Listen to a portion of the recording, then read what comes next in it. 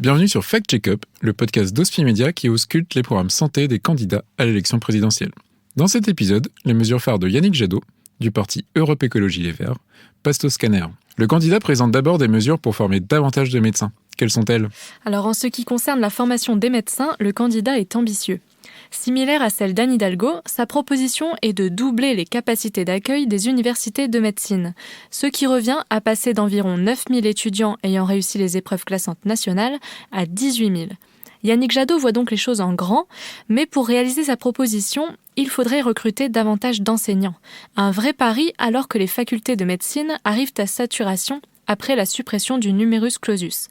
Par exemple, rien qu'en Centre-Val de Loire, il manquerait actuellement une centaine de postes d'enseignants pour bien former les étudiants, selon la Conférence nationale des doyens. En attendant que soient formés ces nouveaux étudiants, Yannick Jadot a une solution temporaire et transitoire. Oui, il veut obliger les internes à effectuer leur dernière année et leurs 2 premières années d'exercice dans les territoires sous-denses. Une coercition à laquelle sont opposés les syndicats et les associations. Alors l'intersyndicale représentative des internes estime ainsi que cette mesure pourrait dissuader les étudiants de choisir la médecine générale comme spécialité et qu'elle n'entraînerait pas forcément l'installation de médecins en zone sous-dense. Le problème d'attractivité des territoires reste donc une priorité.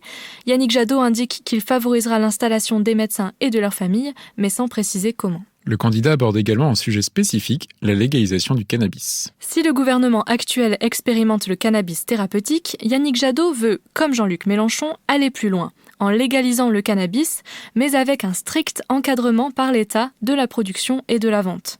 Une mesure qui pourrait faire du bien aux finances, aussi bien au niveau des recettes fiscales que des économies réalisées sur le volet répressif.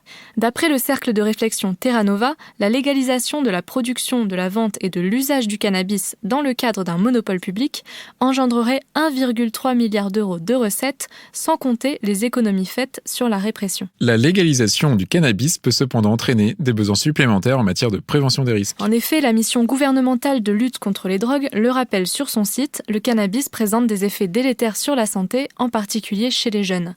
Altération du bon développement du cerveau, impact sur la grossesse, augmentation du risque d'accident mortel de la route, il peut aussi parfois révéler ou aggraver des troubles mentaux chez des personnes prédisposées.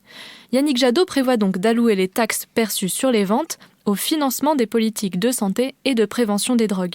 Mais même les chercheurs ont du mal à chiffrer les conséquences de cette légalisation sur le nombre de consommateurs supplémentaires et donc à chiffrer les dépenses accrues de prévention.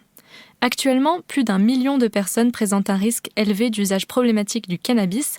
La Fédération Addiction est en tout cas sur la même longueur d'onde que Yannick Jadot, légalisé et encadré pour mieux soigner et accompagner. Enfin, sur le volet médico-social, Yannick Jadot a des mesures en faveur des EHPAD. En effet, le candidat veut d'abord interdire les nouvelles installations d'EHPAD à but lucratif.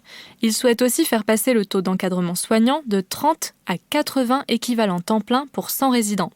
Il faudra donc à Yannick Jadot plus que doubler le nombre d'infirmiers et d'aides-soignants recrutés dans les EHPAD, qui sont déjà une denrée rare. Sortons la calculette. Pour mieux encadrer les résidents, la proposition du candidat implique de recruter environ 40 000 infirmiers et 125 000 aides-soignants.